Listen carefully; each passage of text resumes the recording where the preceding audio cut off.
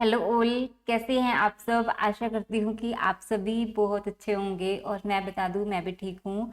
And एक बात आपको बता दूँ, हमने जो एफआर का रिवीजन स्टार्ट किया था उसमें हम 3 इंडेक्स को कवर कर चुके हैं। हमने सबसे पहले इंडेक्स 16 को कवर किया था, देन हमने इंडेक्स 38 को कवर किया, देन इंडेक्स 40 को कवर किया। तो इस तरह से हमने इंडेक्स 16, इंडेक्स 38 एंड इंडेक्स 40 जो है वो कवर कर लिए हैं।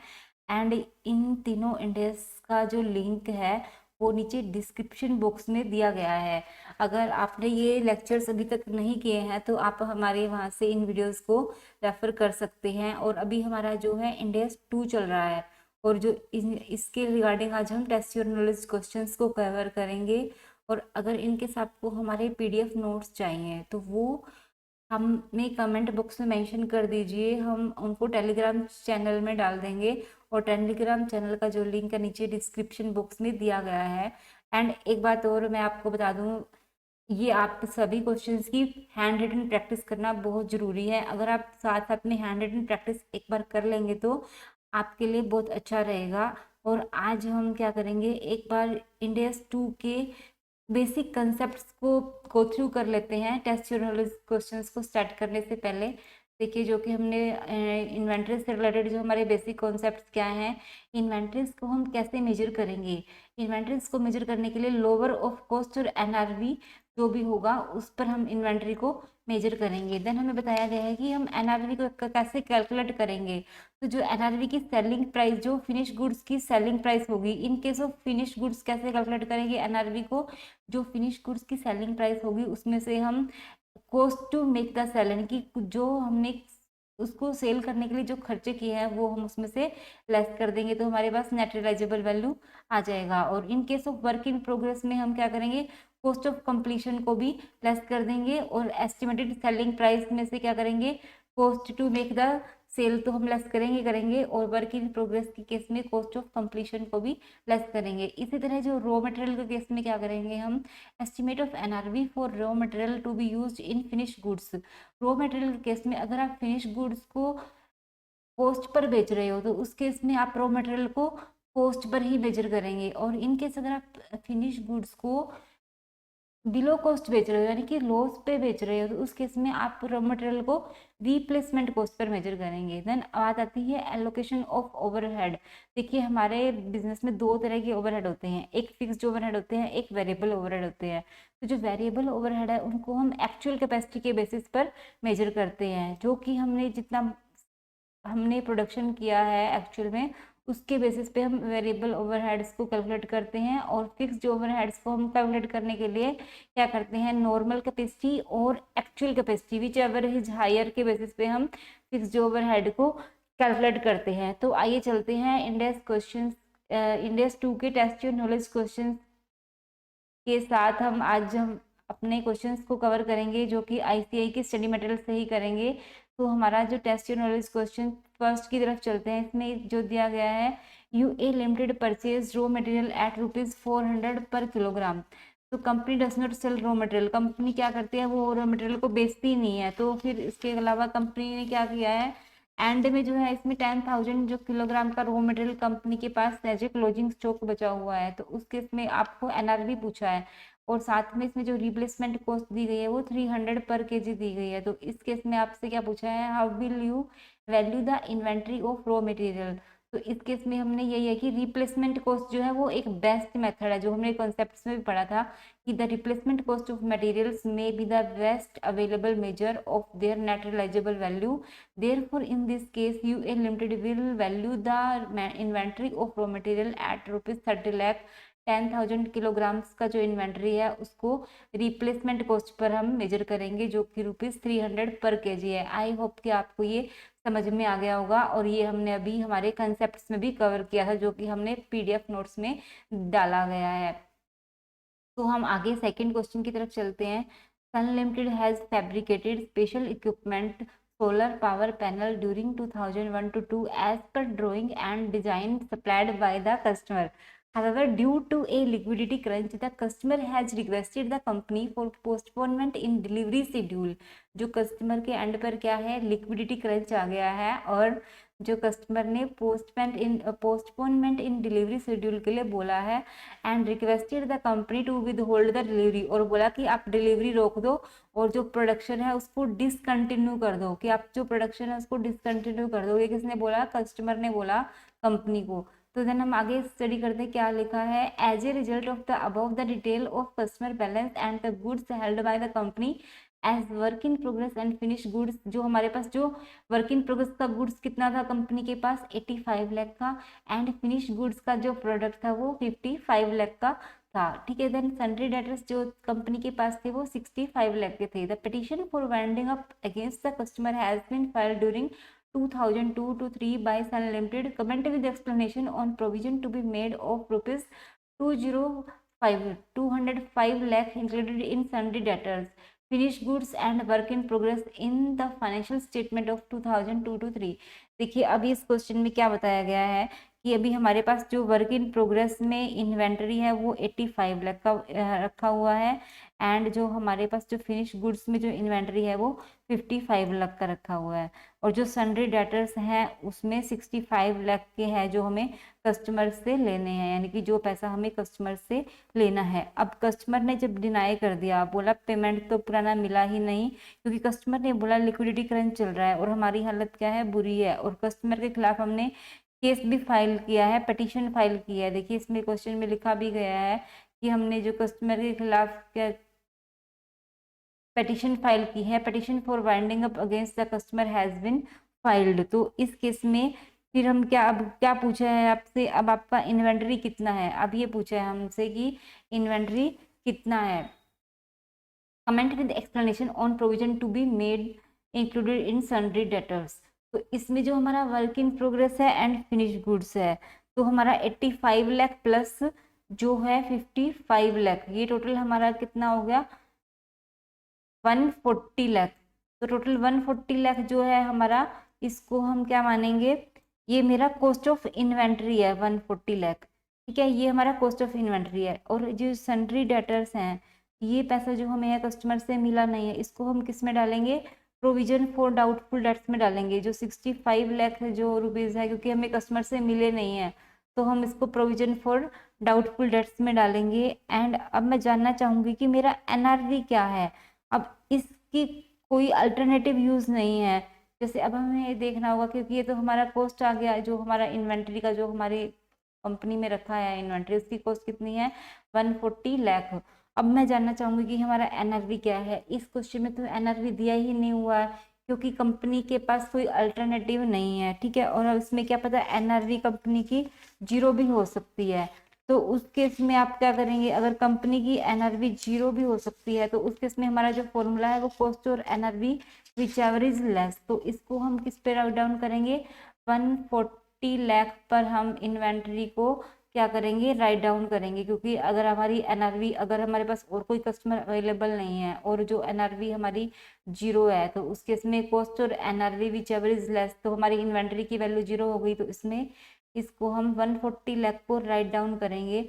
अब प्रॉब्लम क्या है कि इस क्वेश्चन में एनआरवी बताया नहीं है, अब इसमें एनआरवी 0 मानेंगे, एंड पूरा जो 140 लाख है उसको हम क्या करेंगे, राइट डाउन करेंगे। तो ये हमारा 140 लाख का राइट डाउन हो जाएगा, एंड 65 लाख की जो पेमेंट है वो हमारी प्रोविजन फॉर डाउटफुल डेट्स में दिखाएंगे। तो इस तरह से हमारा जो प्रोविजन फॉर डाउटफुल डेट्स है 65 लाख रुपीज़ आ जाएगा। तो एक बार हम क्वेश्चन कवर कर लेते हैं। क्वेश्चन में भी ये चीज़ दी गई है कि जो प्रोविजन फॉर डाउटफुल डेट्स है वो 65 लाख आ गया, एंड प्लस जो रुपीज़ 140 लाख का जो हम इन्वेंट्री था उसको हम क्या करेंगे, रिटर्न डाउन कर देंगे इन्वेंट्री को। इसमें यही हमारे को दिया गया है। आप इस क्वेश्चन को, आंसर को एक बार अच्छे से पढ़ेंगे तो आपको ईजिली समझ में आ जाएगा। देन चलते हैं हम नेक्स्ट क्वेश्चन की तरफ। देन हमारे को क्वेश्चन दिया गया है, on 31 March the inventory of ABC limited includes spare parts which it had been supplying to a number of different customers for some years। तो इसमें क्या है, कॉस्ट ऑफ स्पेयर पार्ट्स दिया हुआ है। इस क्वेश्चन में हमारे को cost of spare parts 10 million का दिया हुआ है बेस्ड ऑन रिटेल प्राइस। आपका 31 मार्च को सेलिंग प्राइस कितना है, 31 मार्च को सेलिंग प्राइस कितना है 12 मिलियन, और इसकी कॉस्ट कितनी है स्पेयर पार्ट्स की, सॉरी जो आपका 31 मार्च को जो सेलिंग प्राइस दिया गया है वो 12 मिलियन दिया गया है, और जो कॉस्ट ऑफ स्पेयर पार्ट्स है वो कितनी है 10 मिलियन है। तो अब आगे क्या दिया गया है, देखिए आगे हमें दिया गया है on 15 April 2001 due to market fluctuations expected selling price of the spare parts in stock reduce to 8 million. देखिए अभी हमारे को जो सेलिंग प्राइस 12 मिलियन दिया गया था, अब हम 31 मार्च के बाद की बात कर रहे हैं 15 अप्रैल 2001 को। तो हम अब इसकी बात क्यों कर रहे हैं, अब आप पूछेंगे कि आप 15 अप्रैल 2001 की बात क्यों कर रहे हैं, क्योंकि इसमें देखिए आगे क्वेश्चन में क्या दिया गया है कि the estimated selling expenses required to make the sale, जो इससे रिलेटेड खर्चे हुए 0.5 मिलियन के दिए गए हैं। आगे हमें देखिए क्वेश्चन में एक इम्पोर्टेंट लाइन दी गई है, financial statements were approved by the board of directors on 20 अप्रैल 2001, क्योंकि जो फाइनेंशियल स्टेटमेंट है वो हमारी 20 अप्रैल को अप्रूव हुए हैं। तो ये जो क्वेश्चन है इंडेक्स 10 से रिलेटेड है, अगर आपने इंडेक्स 10 किया हुआ होगा तो ये क्वेश्चन आपको अच्छे से समझ में आएगा। एंड उसमें क्या दिया होता है, events after the reporting period, मतलब अगर ऐसी कोई इवेंट है जो कि आपका रिपोर्टिंग पीरियड के बाद का है, यानी कि 31 मार्च के बाद का है, लेकिन फाइनेंशियल स्टेटमेंट से अप्रूव होने से पहले का है, जो कि यहाँ पे हमारा 15 अप्रैल का है, ठीक है। तो इसमें क्या है, मार्केट में फ्लक्चुएशंस आई है, तो ये फाइनेंशियल स्टेटमेंट से अप्रूव होने से पहले का जो इवेंट है, तो ये हम इसको हम 31 मार्च 2001 में ही डालेंगे, इस इवेंट को 31 मार्च 2001 में ही डालेंगे, क्योंकि फाइनेंशियल स्टेटमेंट्स अभी अप्रूव नहीं हुई थी। तो इस तरीके से हमने जो एस्टिमेटेड हमारा सेलिंग प्राइस जो है 8 मिलियन है, इसमें से हम कॉस्ट टू सेल जो लेस करेंगे तो 0.5 मिलियन का जो है लेस कर देंगे, 7.5 मिलियन का हमारा नेट रिलाइजेबल वैल्यू आ जाएगा। तो इस तरह से जो है हम मानेंगे कि हमारे पास एविडेंस है कि 31 मार्च को क्या है, गिरावट है। तो इस तरीके से तो फिर हम आगे इसमें क्या दिया गया है, देखिए आगे दिया गया है कि directors noted that such inventory is still unsold and lying in the warehouse of the company, जो 31 मार्च 2002 की बात कर रहे हैं। तो हम इसमें देखिए दो क्वेश्चन पूछे हैं, ऑन 31 मार्च 2001 एंड 31 मार्च 2002। तो 31 मार्च 2001 को हम जो इन्वेंट्री की एनआरवी है, तो उसको एनआरवी कितना मानेंगे, कंपनी की जो एनआरवी है उसको हम कितना मानेंगे 7.5 मिलियन मानेंगे, ठीक है, 7.5 मिलियन मानेंगे ऑन 31 मार्च 2001 को। और कॉस्ट हमारी कितनी है, कॉस्ट तो हमारी सेम ही रहेगी, जो कि हमारे को 10 मिलियन दी गई है ऊपर क्वेश्चन में, जो 10 मिलियन की क्वेश्चन में कॉस्ट दी गई है। तो कॉस्ट और NRV which ever is less, तो इसमें हमारी कॉस्ट कितनी कंसिडर होगी, आंसर कितना आएगा हमारा 7.5 पर हम इसको कंसिडर करेंगे कॉस्ट ऑफ इन्वेंटरी को। अब बात करते हैं, ये हमारा हो गया 31 मार्च 2001 तक का। अभी हम बात करते हैं 31 मार्च 2002 की। अभी इसके बारे में क्या स्टेटमेंट दिया गया है, directors noted that such inventory is still unsold. अभी तक जो इन्वेंट्री जो हमारी 31 मार्च 2001 को हमने 7.5 मिलियन की वैल्यू ली थी हमने, उसको अभी तक बेचा नहीं गया है, ठीक है। आई होप कि आपको ये क्वेश्चन समझ में आ रहा होगा। हम उसी इन्वेंट्री को लेकर चल रहे हैं हमारे बिजनेस में, और वो इन्वेंट्री हमने बेची नहीं है। तो अब आगे देखिए क्या कहता है, lying in the warehouse of the company, और कंपनी के गोदाम में ही वो इन्वेंट्री रखी हुई है, कंपनी के वेयर हाउस में ही इन्वेंट्री रखी हुई है, और हमने ये जो इन्वेंट्री है 7.5 पर बेची नहीं है। तो अभी आगे क्या बात करता है, directors believe that inventory is in a saleable condition and active marketing would result in an immediate sale since the market conditions have improved. अब क्या होगा, मार्केट कंडीशंस इम्प्रूव हो चुकी हैं on 31 March 2002 and estimated selling price कितना हो चुका है 11 मिलियन का हो चुका है, और उससे रिलेटेड खर्चे कितने हैं 0.5। तो इस केस में हमारा एनआरवी कितना होगा, एंड 11 में से हम 0.5 मिलियन को लेस कर देंगे, तो हमारा जो एनआरवी है वो 10.5 मिलियन का आ जाएगा। तो एनआरवी हमारा कितना कंसिडर करेंगे इस केस में 10.5। आई होप कि आपको ये समझ में आ रहा होगा। जो हमारा एनआरवी है अब कितना हो गया 10.5। अब हमें पूछा क्या है, वैल्यू ऑफ क्लोजिंग स्टॉक। तो क्लोजिंग स्टॉक की वैल्यू हम कैसे निकालते हैं, कॉस्ट और NRV which ever is less. तो हमारी कॉस्ट कितने की थी, कॉस्ट तो हमारी सेम रहेगी जो हमारी 10 मिलियन की दी गई है, ठीक है। ये जो 10 मिलियन की कॉस्ट दी है ये तो हमारी सेम रहेगी, तो कॉस्ट हमारा 10 है। तो कॉस्ट और NRV which ever is less का फॉर्मूला हम अप्लाई करेंगे तो हमारी इन्वेंट्री की कॉस्ट कितनी आ जाएगी, 10 मिलियन पर हम इन्वेंट्री की कॉस्ट को कंसिडर करेंगे, यानी कि क्लोजिंग इन्वेंट्री को ₹10 मिलियन पर कंसिडर करेंगे। अभी देखिए एक बात जो इसमें दी गई है कि जो कंपनी ने है जो इन्वेंट्री को भी बेचा नहीं है, यानी कि जो 7.5 मिलियन जो वैल्यू थी इन्वेंट्री की ऑन 31 मार्च 2001, और वो गुड्स अभी मेरे जो है मेरे वेयर हाउस में ही रखे हैं। अब उनकी जो वैल्यू है इंक्रीज होकर कितनी हो गई, 10 मिलियन हो गई, 7.5 से 10 मिलियन हो गई, यानी कि 2.5 मिलियन का क्या है हमारे को रिवर्सल हो जाएगा, क्योंकि हमारे को लॉस हो रहा था। यहाँ पे हमारी कॉस्ट कितनी थी 10, और हम उसको कितने में बेचते, अगर 31 मार्च 2001 को हम उसको बेचते तो हम कितने में बेचते, 7.5 मिलियन पर, ठीक है। तो हमें कितना लॉस होता, 2.5 का हमें लॉस होता, तो 2.5 का जो है हमारा यहाँ पे रिवर्सल हो जाएगा, 2.5 का रिवर्सल हो जाएगा हमारा। यहाँ पे अगर लॉस होता हमारा, मान लो 2.5 का अगर हम उसको बेचते, तो यहाँ पर हमारे को भी बेचा नहीं है हमने, तो अब उसकी वैल्यू इंक्रीज होकर 10 मिलियन हो गई, तो यहाँ पर 2.5 मिलियन का हमारा रिवर्सल हो जाएगा। तो आप इसको क्वेश्चन को आंसर को पढ़ेंगे तो आपको अच्छे से समझ में आ जाएगा। ये देखिए जो 2.5 मिलियन को हम क्या कर देंगे, रिवर्स कर देंगे, और यहाँ पे हमने इसकी वैल्यू कितनी मानी थी, 7.5 मिलियन पर मेजर करेंगे, और यहाँ पर एंड में जो है हमारी एनआरवी 10.5 आई थी और कॉस्ट हमारी 10 मिलियन थी। तो हमारे को जो एनआरवी हमने कितने पर रिकॉर्ड की थी, जो हमारी इन्वेंट्री है वो कितने पर रिकॉर्ड करी थी, 10 मिलियन पर रिकॉर्ड करी थी, और इसमें हम जो है इसकी जो 2.5 का हमारा रिवर्सल हो जाएगा। तो इस तरीके से हमने देखा कि इन्वेंट्री को हमने फर्स्ट केस में 7.5 मिलियन पर मेजर किया, एंड सेकंड केस में हमने इन्वेंट्री को 10 मिलियन पर मेजर किया, एंड 2.5 मिलियन का हमने रिवर्सल किया। आई होप कि आपको ये क्वेश्चन अच्छे से समझ में आ गया होगा।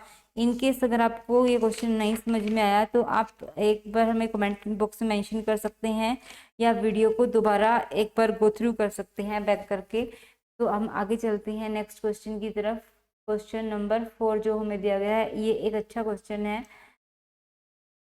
देखिए इसमें हमें क्या दिया गया है, फुल कैपेसिटी दी गई है 10,000 लेबर हावर्स की। फुल कैपेसिटी से हमें क्या मतलब, फुल कैपेसिटी से हमें कोई मतलब नहीं है, क्योंकि हमें नॉर्मल कैपेसिटी देखनी है। जो नॉर्मल कैपेसिटी है वो कंपनी की 7,500 लेबर हावर्स की नॉर्मल कैपेसिटी है इसमें, एंड जो एक्चुअल कैपेसिटी जो हमें दी गई है, जो actual labour hours for current period 6,500 का हमें दिया गया है। तो 6,500 जो एक्चुअल लेबर हावर्स हुआ है, एंड यहाँ टोटल फिक्स प्रोडक्शन हमें दिया गया है 1500 है, जो कि हमारा टोटल फिक्स प्रोडक्शन जो दिया गया है वो 1500 है।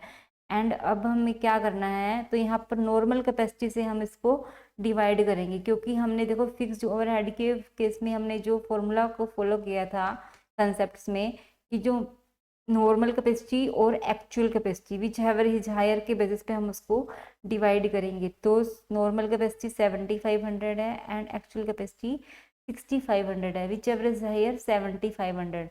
तो हम 1,500 को क्या करेंगे, देखिए हम आपको बता देती हूँ अच्छे से कि 1,500 को हम किससे डिवाइड करेंगे, 7,500 से डिवाइड करेंगे, जो कि हमारी पर हावर की कॉस्ट आ जाएगी 0.2, हमारी जो है वो पर हावर की कॉस्ट आ जाएगी 0.2। आई होप कि समझ में आ गया होगा, क्योंकि हम नॉर्मल कैपेसिटी और actual capacity whichever is higher के बेसिस पर जो फिक्स्ड ओवरहेड को हम डिवाइड करेंगे, और जो वेरिएबल ओवरहेड को किसके बेसिस पे हम डिवाइड करेंगे, जो 2600 हमारा वेरिएबल ओवरहेड है इसको हम हमेशा एक्चुअल कैपेसिटी के बेसिस पे हम डिवाइड करेंगे। जो एक्चुअल कैपेसिटी हमारी कितनी है 6,500, तो इसको हम 6,500 से ही डिवाइड करेंगे, जो कि हमारा आ जाएगा 0.4, जो हमारा आ जाएगा वेरिएबल ओवरहेड का कॉस्ट आ जाएगा 0.4। और जो इसमें से अब हमारे को देखो जो एक्चुअल लेबर हावर्स के लिए हमारा 6,500 है, तो इसमें से हमारा 1,500 में से जो 1,300 का जो हमारा है देखिए 1500 का जो हमारा फिक्स्ड ओवरहेड है, ठीक है, तो उसमें से 6500 हावर्स के लिए 0.2 जो पर हावर है हमारा, तो 6500 हावर्स का हमारा जो है हमने एक्चुअल जो है वर्क किया है। तो 6500 के अकॉर्डिंग तो हमारे 1300 जो है हमारे फिक्स्ड ओवरहेड में चला जाएंगे। ठीक है, आई होप कि आपको समझ में आ रहा होगा। और बाकी के जो 200 है तो वो हमारे किस में जाएंगे, प्रॉफिट एंड लॉस में चले जाएंगे, क्योंकि 6500 मल्टीप्लाई बाई 0.2 करेंगे तो वो हमारा 1300 आगा, ये हमारा फिक्स ओवरहेड में जाएगा। 1300 हमारा फिक्स ओवरहेड में जाएगा एंड 200 रुपये हमारे किस में जाएंगे, प्रॉफिट एंड लॉस अकाउंट में चले जाएंगे। देन हमें देखिए आगे क्या इन्फॉर्मेशन दी गई है। ओपनिंग इन्वेंट्री हमारे को 2500 दी है and unit produced in a year 6500 का हमने यूनिट्स प्रोड्यूस किया है, यानी कि हमने ओपनिंग इन्वेंट्री 2500 की थी एंड यूनिट्स कितने प्रोड्यूस किए, 6500 के। तो टोटल हमारे पास 9000 का ड्यूरिंग द ईयर इन्वेंट्री हो गया। उसमें से हमने कितने का बेचा, 6700 का हमने बेच दिया। तो इसके बेसिस पे हमारे पास क्लोजिंग इन्वेंट्री कितना बचा, हमारे पास 2300 यूनिट्स का हमारे पास क्लोजिंग इन्वेंट्री बचा, जो कि हम इसको लेस कर देंगे 2500 प्लस 6500 यूनिट्स को ऐड करके जो हमने यूनिट्स बेची उसको लेस कर देंगे। तो हमारे पास क्लोजिंग इन्वेंट्री कितना हो गया, 2300 यूनिट्स का क्लोजिंग इन्वेंट्री हमारे पास हो गया। आगे हमें क्या पूछा है, cost of inventory is assigned by using FIFO cost formula, how overhead costs are to be allocated to cost of good sold and closing inventory. तो इस तरीके से हमसे क्या पूछा है, क्लोजिंग इन्वेंट्री पूछा है and cost of good sold पूछा है। तो क्लोजिंग इन्वेंट्री हमारे पास कितनी है, 2300। अब इसकी वैल्यू कितनी होगी क्लोजिंग इन्वेंट्री की, ये निकालनी है हमने। ठीक है, तो 2300 को अगर हम 0.6 से मल्टीप्लाई कर देंगे, ठीक है, तो 2300 को हम फिक्स्ड प्लस वेरिएबल ओवरहेड से हम मल्टीप्लाई करेंगे तो हमारा जो है वैल्यू ऑफ क्लोजिंग स्टॉक आ जाएगा। देखिए अभी हम इसको आगे एक बार देख लेते हैं, आंसर से भी आपको समझ में आ जाएगा। तो 2300 को जो है हम 0.6 से मल्टीप्लाई करेंगे। देखिए जो 2300 हमारा क्लोजिंग स्टॉक आ गया था, देखिए जो ओपनिंग इन्वेंटरी था, यूनिट हमने कितनी प्रोड्यूस करी थी वो ऐड करी और ड्यूरिंग द ईयर हमने 6700 की यूनिट सोल्ड कर दी। तो क्लोजिंग इन्वेंटरी हमारे पास 2300 का आ गया। तो इसकी वैल्यू कितनी होगी, तो इसकी जो क्लोजिंग इन्वेंटरी की वैल्यू कितनी होगी, इसको हम variable overhead plus fixed overhead जो हमने निकाला था 0, वेरिएबल ओवरहेड जो हमने निकाला था 0.4 एंड फिक्स्ड ओवरहेड जो हमने निकाला था 0.2 और पर हावर। देखिए एक बात और हम देख लेते हैं कि इन्वेंट्री, इस क्वेश्चन में क्या बोला गया है, कंपनी ने ड्यूरिंग द ईयर कितनी यूनिट्स प्रोड्यूस करी हैं। कंपनी ने जो यूनिट्स प्रोड्यूस करी हैं वो 6500 यूनिट्स प्रोड्यूस करी है। ठीक है, और 6500 यूनिट्स को बनाने के लिए एक्चुअल में कितने घंटे लगे, 6500 घंटे ही लगे। तो एक यूनिट कितने घंटे में बनी, एक घंटे में एक यूनिट बनी। तो इसके अकॉर्डिंग जो एक घंटे में हमारे को पर कॉस्ट कितना आ गया, 0.4 एंड 0.2। तो इसके अकॉर्डिंग हमारी क्लोजिंग इन्वेंट्री की वैल्यू 1380 रुपये बनी। तो अभी हम आगे देखिए, और हमें क्या पूछा है, कॉस्ट ऑफ गुड सोल्ड पूछा है हमें। ठीक है, हमें कॉस्ट ऑफ गुड सोल्ड निकालना है। अब देखिए अभी हम इसकी भी बात कर लेते हैं, कॉस्ट ऑफ गुड सोल्ड हम कैसे निकालेंगे। देखिए अभी कंपनी ने ड्यूरिंग द ईयर क्या किया है कि जो कंपनी ने,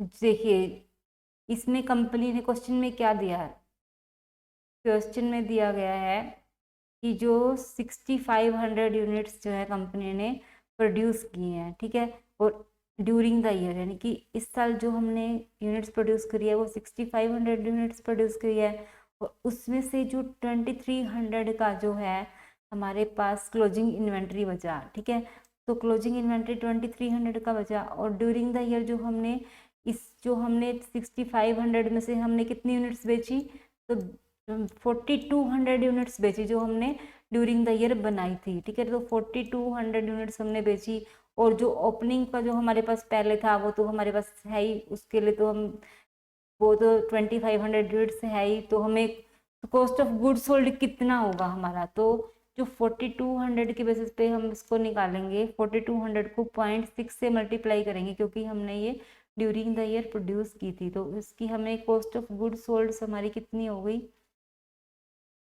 4200 को हम 0.6 से मल्टीप्लाई करेंगे। अब इसमें 4200 को, क्योंकि हमें ये ड्यूरिंग द ईयर हमने बेची है, तो इसमें हमारे को क्या आएगा, 2520 की क्या आ गई, कॉस्ट ऑफ गुड्स सोल्ड आ गई। आई थिंक कि आपको ये समझ में आ रहा होगा, क्योंकि देखिए एक बार मैं दोबारा रिपीट कर देती हूँ। कंपनी ने जो ड्यूरिंग द ईयर प्रोडक्शन किया था वो 6500 का किया था, ठीक है। तो और क्लोजिंग इन्वेंट्री था जो वो 2300 का था। इसका मतलब कंपनी ने 4200 यूनिट्स क्या है ड्यूरिंग द ईयर बेची है, और उसके अकॉर्डिंग पर हावर की जो कॉस्ट लगी है वो 0.6 कॉस्ट लगी है, जो कि फिक्स प्लस वेरिएबल ओवरहेड दोनों मिलाकर है। तो इसमें हमारा जो कॉस्ट ऑफ गुड सोल्ड कितना आ जाएगा, 2520 कॉस्ट ऑफ गुड सोल्ड आ जाएगा। प्लस ये 200 रुपीज़ कहाँ से आए हैं, जो 1500 में से जो हमारे 1300 तो हमारे चले गए थे फिक्स ओवरहेड में, एंड 200 वेरिएबल ओवरहेड में चले गए थे। तो इसको हम क्या करेंगे, प्रॉफिट एंड लॉस से डालेंगे, इसको प्रॉफिट एंड लॉस में अनअब्जॉर्ब्ड फिक्स्ड ओवरहेड्स में डालेंगे, not included in the cost of good sold. तो इस तरीके से हमारे पास कॉस्ट ऑफ गुड सोल्ड आ गया 2520 रुपये का, एंड क्लोजिंग इन्वेंट्री की वैल्यू हमारे पास कितनी आ गई, 1380 रुपये। तो इस तरीके से हमारे दोनों आंसर आ गए। आई होप कि आपको ये क्वेश्चन समझ में आ गया होगा। एक बार आप इसको दोबारा अच्छे से इसको क्वेश्चन को कवर कर सकते हैं हमारी इसी वीडियो से। हम आगे नेक्स्ट क्वेश्चन की तरफ चलते हैं। Sharp Trading Inc purchases motorcycle from various countries and exports them to Europe. Sharp Trading has incurred these expenses during 2001। तो इसमें आपसे क्या पूछा है, Sharp Trading Inc is seeking your advice as if which is of the above item to be included in the cost of inventory and wants you to calculate cost of inventory as per Ind AS 2। तो cost of inventory आपको calculate करनी है। तो ये एक basic question है जो हमने लास्ट क्वेश्चन में कवर किया था। देखिए हमें कॉस्ट ऑफ परचेज दी है, अब इसको आपको बताना है इसमें से कौन से आइटम्स को ऐड करेंगे और कौन से आइटम को ऐड नहीं करेंगे। देखिए एक बेसिक क्वेश्चन है, हम बेसिक चीज़ें समझेंगे। कॉस्ट ऑफ परचेज है, यानी कि जो इन्वेंट्री की परचेज है इसको हम ऐड करेंगे, ठीक है, 5 लाख का। अब इस पे ट्रेड डिस्काउंट हमको मिला है तो इसको 10,000 को लेस करेंगे, इन्वेंट्री की जो वैल्यू में से 5 लाख में से हम इसको लेस कर देंगे क्योंकि ये ट्रेड डिस्काउंट है हमारा। देन इम्पोर्ट ड्यूटीज है हमें जो कि लाने का खर्चा है, तो इसको हम इम्पोर्ट ड्यूटी को ऐड करेंगे। अब आप बताइए freight and insurance on purchase, इसको क्या करेंगे, क्योंकि देखिए ये जो है आपका परचेज का खर्चा है और परचेज से जो रिलेटेड जो भी खर्चे हैं वो हम क्या करते हैं, ऐड करते हैं। आगे देखिए क्या है, other handling cost related to imports, इसको हम क्या करेंगे। अब आप एक बार सोच कर देखिए कि क्या हमको ये खर्चा जो है परचेज से रिलेटेड है, यस, क्योंकि इम्पोर्ट्स किया है और उस पर हमें क्या लगा है, खर्चा लगा, तो हम इसको क्या करेंगे, ऐड करेंगे। अब नेक्स्ट बताइए क्या होगा इसमें, सैलरीज ऑफ अकाउंटिंग डिपार्टमेंट को हम क्या करेंगे। आई होप कि आपको समझ में आ रहा होगा। जो सैलरीज है वो हमारा जो है इन्वेंट्री परचेज करने से रिलेटेड खर्चा नहीं है, ठीक है। जो एम्प्लॉयज़ की सैलरी दे रहे हैं इसका इन्वेंट्री से रिलेटेड कोई परचेज से रिलेटेड डायरेक्ट कनेक्शन नहीं है इसका, तो हम इसको ऐड नहीं करेंगे। तो brokerage commission payable to indenting agents, देखिए इंडेंटिंग एजेंट से हमारा क्या मतलब है, ये जो हम गुड्स परचेज करते हैं, इन्वेंट्री परचेज करते हैं, तो उस टाइम पे हमने जो एजेंट को कमीशन दिया है तो ये एक तरीके से परचेज कमीशन है। तो परचेज कमीशन क्या है, फॉर अरेंजिंग इम्पोर्ट्स, तो इसको हम ऐड करेंगे। देन नेक्स्ट बताइए, नेक्स्ट का हम क्या करेंगे, सेल कमीशन, तो सेल से रिलेटेड खर्चे का तो परचेज से कोई कनेक्शन ही नहीं है, तो परचेज कॉस्ट में तो आएगा ही नहीं, तो हम इसको क्या करेंगे, ऐड नहीं करेंगे। देन नेक्स्ट वाला आप सोचिए क्या होगा, आफ्टर सेल्स वारंटी कॉस्ट, तो सेल से रिलेटेड से हमें कोई रिलेशन नहीं है इन्वेंट्री की परचेज से, तो इसको भी हम ऐड नहीं करेंगे। इस तरीके से हमारा ये आंसर आ जाएगा। आई होप कि ये क्वेश्चन आपको अच्छे से समझ में आया होगा। ये एक अच्छा इंपॉर्टेंट क्वेश्चन है हमारे एग्जाम पर्पज से। देन हम नेक्स्ट क्वेश्चन की तरफ चलते हैं।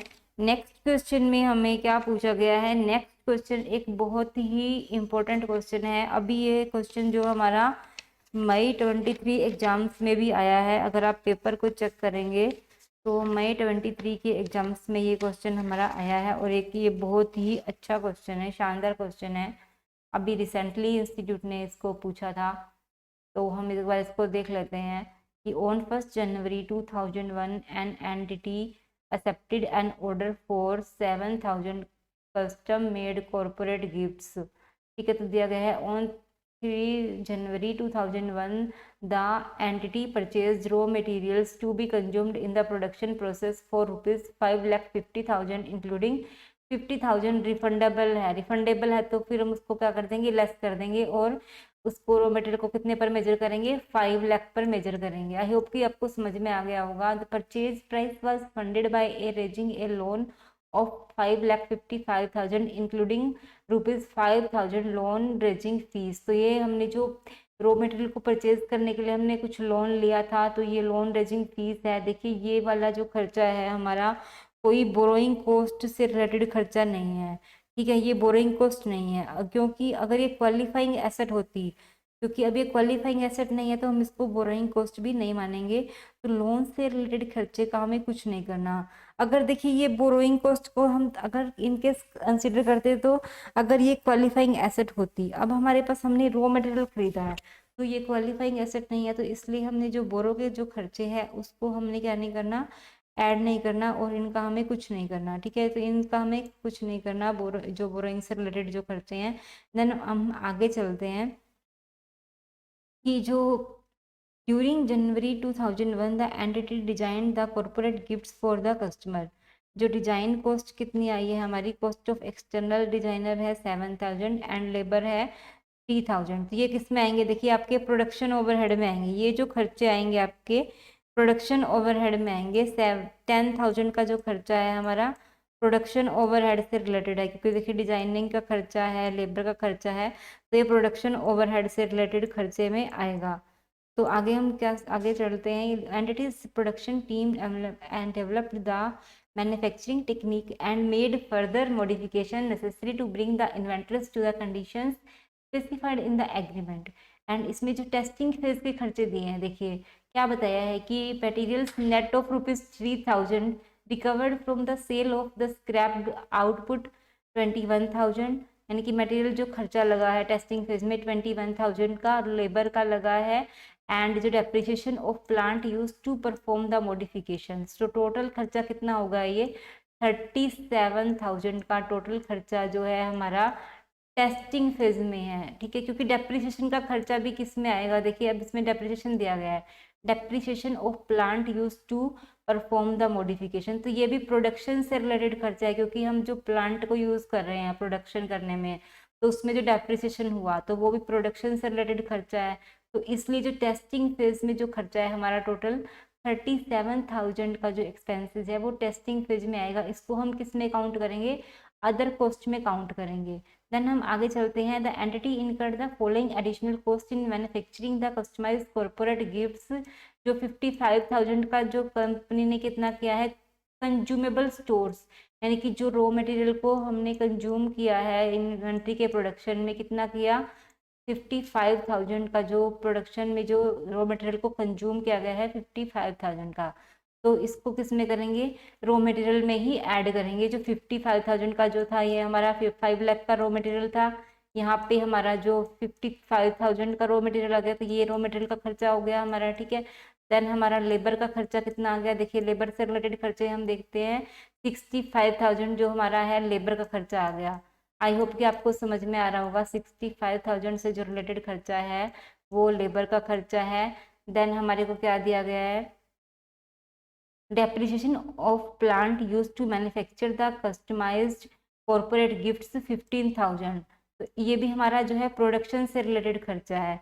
तो जो ये हमारा प्रोडक्शन से रिलेटेड खर्चा है डेप्रिसिएशन का, तो ये भी हमारा प्रोडक्शन ओवरहेड में जाएगा। तो ये ओवरहेड में कितना खर्चा लगा हमारा, 15,000 का जो खर्चा लगा है ओवरहेड में लगा है, और एक प्रोडक्शन ओवरहेड में दो खर्चे लगे हैं। और जो प्रोडक्शन ओवरहेड में जो खर्चा लगा हमारा ये 10,000 का ये वाला जो खर्चा लगा।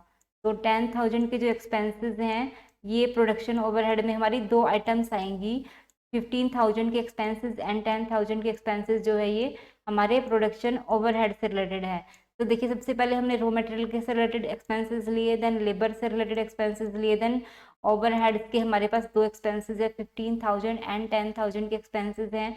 देन हमारे पास जो टेस्टिंग फेज में कितने एक्सपेंसेस हैं इसको हम अदर कॉस्ट में काउंट करेंगे, जो कि 37,000 के हमारे एक्सपेंसेस हैं, ये अदर कॉस्ट में कंसिडर होंगे। तो इसको हम अदर कॉस्ट में काउंट करेंगे। तो इस तरीके से हम सभी एक्सपेंसेस को हम ऐड कर देंगे। और नीचे दिया गया कोई अबनॉर्मल वेस्टेज नहीं किया गया कंपनी में, आपको कॉस्ट ऑफ इन्वेंट्री कैलकुलेट करनी है। तो इस तरीके से हमने सारे आइटम्स को चेक कर लिया। अभी देखिए आपको ये क्वेश्चन अच्छे से समझ में आ जाएगा। जो हमारा कॉस्ट ऑफ परचेज से रॉ मटेरियल से रिलेटेड खर्चा है, ये रॉ मटेरियल हमारा 55,000 है। देन हमको जो लेबर से रिलेटेड खर्चा दिया गया है, देन हमारा जो ये प्रोडक्शन ओवरहेड से रिलेटेड खर्चे हैं 15,000 के और 10,000 के, ये लेबर से रिलेटेड है। ये हमारा रॉ मटेरियल से रिलेटेड का खर्चा है। दोनों खर्चे जो हमारे हैं ये रॉ मटेरियल से रिलेटेड के खर्चे हैं। और अगर जो हमारे टेस्टिंग फेज के खर्चे हैं वो अदर कॉस्ट में चले जाएंगे, तो हमारा टोटल कॉस्ट ऑफ इन्वेंट्री हमारा आ जाएगा 6,82,000 का टोटल कॉस्ट ऑफ इन्वेंट्री आ जाएगा। तो इस तरीके से ये हमारा जो क्वेश्चन है ये कंप्लीट हो गया। और अब की बार हमारे को जो क्वेश्चन पेपर में जो क्वेश्चन आया हुआ था May 23 में, उसमें एक पॉइंट अलग से डाला गया था। यहाँ पे उन्होंने स्क्रैप की वैल्यू को भी दिया है नीचे, एक इधर स्क्रैप को दिया गया, तो स्क्रैप को हम लेस कर देंगे उस केस में। तो स्क्रैप को हम क्या कर देंगे, लेस कर देंगे, क्योंकि उसको। और इसमें जो इसमें देखो हमें net of ₹3,000 recovered from the sale of scrap दिया गया है, बट उसमें अलग से दिया गया है, जो कि आप May 23 का एक बार आप जो अभी रिसेंट में जो पेपर आया था उसके क्वेश्चन को आप गो थ्रू करना, तो आपको इजीली समझ में आ जाएगा। ये क्वेश्चन पहले आप हैंड रिटन प्रैक्टिस करना, उसके बाद जो हमारा अभी रिसेंटली पेपर में जो क्वेश्चन आया हुआ है यही सेम क्वेश्चन है, थोड़ा सा उसको चेंज करके लिखा गया है ओनली। तो आप एक बार देखिएगा, आपको अच्छे से समझ में आ जाएगा, बहुत कंसेप्चुअल क्लैरिटी भी आएगी। आई होप कि आपको हमारी ये वीडियोस अच्छी लग रही होंगी एंड आप कॉन्सेप्ट्स को समझ पा रहे होंगे। इनकेस आपको अगर कोई डाउट आ रहा है तो आप हमारे को कमेंट से मेंशन कर सकते हैं। और अगर आपको ये आगे और अच्छी वीडियोस इंडिया से रिलेटेड चाहिए तो प्लीज़ हमारे चैनल को लाइक शेयर एंड सब्सक्राइब कीजिएगा, जिससे कि मुझे मोटिवेशन मिलता रहेगा और आगे फ्यूचर में मैं और भी अच्छी अच्छी वीडियोस इंडियस नए इंडियस के साथ हम आएंगे नेक्स्ट वीडियो में।